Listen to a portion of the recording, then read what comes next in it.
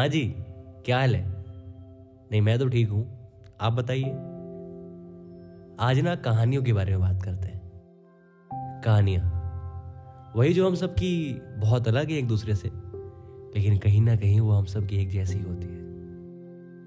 अक्सर ऐसा होता है कि आप किसी इंसान से बात करते हैं और अचानक से वो ऐसी बात कह देते हैं जो आपने पहले कहीं सुनी हो या आपके साथ वो हुआ हो, जिसे हम कहानियाँ कहते हैं, जिसे हम किस्से कहते हैं। कि अरे तुम्हारी नानी भी गाजर का हलवा अच्छा बनाती हैं, या तुम्हारे घर में भी बेसन के लड्डू बनते हैं। अच्छा अच्छा अच्छा, आपके यहाँ भी ऐसा होता है क्या? हमारे यहाँ भी ऐसा होता है। तो ऐसी बहुत सारी कहानियाँ होती हैं, ऐसे बहुत सारे इमोशंस होते हैं जो हम सब ने कभी ना कभी कहीं ना कहीं फील किए होते हैं, महसूस किए होते हैं।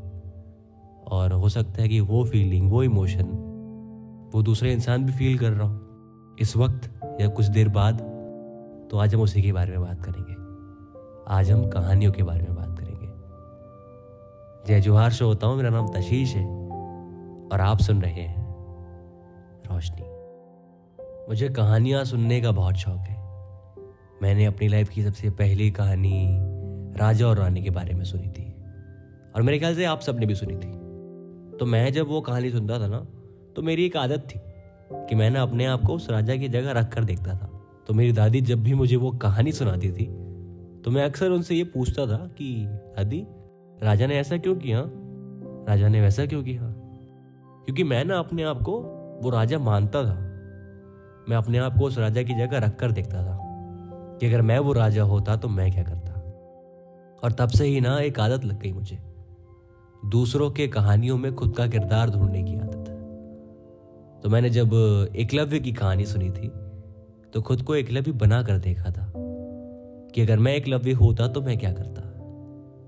क्या मुझ में इतनी हिम्मत होती कि मैं अपना अंगूठा काट कर अपने गुरु को दे पाऊं? मैं अगर खड़गपुर स्टेशन पर किसी टीटी की नौकरी कर रहा होता, तो क्या मुझ में इतनी हिम्मत होती कि मैं बड़े सपने देख पाऊं, इंडियन क्रिकेट टीम में जाने के सपने देख पाऊं? तो मैं ये करता हूं, दूसरों के कहानियों में खुद का किरदार ढूंढने की कोशिश। और मेरे ख्याल से हम सब यही करते हैं। हर मोड़ पर जाने अनजाने कभी ट्रैफिक में किसी को देख लेते हैं तो लगता है कि अरे ये तो मेरे जैसा है। कभी स्टोरीज में किसी को देख लेते हैं, कभी फिल्म्स में देख लेते हैं। और स्टडीज में ये पाया गया है, ये मैं नहीं कह रहा हूँ, हाँ, स्टडीज कह रही है कि हम अक्सर उन लोगों से कनेक्ट करते हैं जो हमारी तरह सोचते हैं, जो हमारे जैसे होते हैं। तो हम अपना रिफ्लेक्शन ढूंढते हैं सामने वाले इंसान में कि वो सारी आदतें जो मुझे पसंद है, अगर वो उसे भी पसंद होगा या उसे भी पसंद होंगी, तभी शायद वो मेरा दोस्त होगा। अब ज़रूरी थोड़ी है कि हर कोई आपके जैसा ही हो, आपका लुक अलाइक ही हो, आपका डुप्लीकेट ही हो। तो कुछ लोग ऐसे भी मिलेंगे जो आपकी तरह हैं, बिल्कुल आपकी तरह है, आपकी ज़ेरॉक्स कॉपी है। तो कुछ आपको अच्छे लगेंगे, कुछ आपको बुरे लगेंगे। तो उस हिसाब से आप लोगों को नंबर देना भी शुरू करेंगे कि ये इंसान बहुत अच्छा है, वो इंसान उतना अच्छा नहीं था। तो आप जब अलग अलग लोगों से मिलते हैं ना, तो आप अलग अलग कहानियों के हिसाब से अपने आप को तैयार करते हैं। मान लीजिए ब्रेकअप्स में जो ब्रेकअप की स्टोरीज होती है ना, जो प्यार की बात होती है, जो वफा और हिजर की बात होती है, उनमें मैंने अक्सर ऐसा देखा है कि अगर किसी इंसान का बहुत बुरा ब्रेकअप हो जाता है ना, तो वो इंसान उस कहानी में ना कभी भी भरोसा नहीं कर पाता किसी को भी, किसी के लिए भी, किसी के ऊपर भी प्यार को लेकर। तो उसके लिए वो प्यार की कहानी झूठी हो जाती है। क्यों? क्योंकि वो कैरेक्टर जो उस कहानी में था वो सच्चा नहीं था, तो वो कहानी ही झूठी हो गई। तो ऐसे अलग अलग कहानियां हैं जिनके अलग अलग मतले हैं, अलग अलग मायने हैं, और मुझे सारी कहानियां सुनना बहुत पसंद है। तो मैं तो जब भी किसी इंसान से मिलता हूँ ना, तो ये कोशिश करता हूँ कि इनसे बैठकर बात करूँ और उनसे पूछूं कि उनकी कहानी क्या है। आप भी करके देखिए, जब किसी इंसान से मिले ना, तो उनसे पूछें कि आपकी कहानी क्या है। जैसे मैं अगर किसी 50 साल के इंसान से मिलता हूँ और मैं किसी 20 साल के इंसान से मिलता हूँ, तो दोनों की दुनिया में बहुत फर्क है, फॉर ऑब्वियस रीजंस। एक डर कर जीता है, एक कमतर होकर जीता है, मीडियोकर होकर जीता है। वो कई सुनी बातों को मान लेता है, वो फैक्ट्स में बिलीव नहीं करता है, वो कहीं सुनी बातों पर बिलीव करता है, वो उन 4 लोगों पे बिलीव करता है। याद है ना वो 4 लोग, जो लोग कहते हैं वो उन पर बिलीव करता है, और जो हमारा दूसरा दोस्त है ये बातचीत में बिलीव करता है, ये साइंस में बिलीव करता है, ये मॉरल पॉलिसी में बिलीव करता है, ये सोशल डिस्कोर्स में बिलीव करता है। और दोनों इतने अलग अलग इसलिए हैं क्योंकि उनकी कहानियां भी अलग थी। एक के पास उतनी डेवलप टेक्नोलॉजी नहीं थी, तो शायद हो सकता है कि इस वजह से उन तक वो बात नहीं पहुंच पाई जो आज हमारे पास पहुंच पाई है। और जो दूसरा इंसान है, जो हम सब हैं, हमारे पास वो टेक्नोलॉजी है, हमारे पास वो गैजेट्स हैं कि हम हर काम एक चुटकी में कर सकते हैं, हर काम बहुत जल्दी कर सकते हैं। इसलिए हमारी कहानियां भी वैसी हैं। कुछ का आसमान बहुत बड़ा होता है, कुछ की ज़मीन बहुत गहरी होती है। कुछ कहते हैं कि अगर आसमान बहुत बड़ा है तो सपने भी बड़े देखने चाहिए ना। तो कुछ का ऐसा भी मानना है कि जितनी चादर हो उतने ही पैर फैलाओ। हो सकता है उसने कमतर रहना इसलिए सीखा क्योंकि उसकी कहानी वैसी रही कि उसे बचपन से सिखाया गया कि नहीं नहीं नहीं नहीं, ज़मीन पर रहो, ज़मीन पर रहो, ज़्यादा हवा में नहीं उड़ते। किसी की कहानी में इनसिक्योरिटी है, किसी की कहानी में रिचनेस है, किसी की कहानी में कल्चर है, किसी की कहानी में पेन है। तो मुझे बड़ा मज़ा आता है जब मैं ऐसे किसी इंसिडेंट से कनेक्ट करता हूँ जिसमें कोई कहानी फिट हो जाती है, क्योंकि मैं ऐसा इंसान नहीं रहा हूँ शुरुआत से।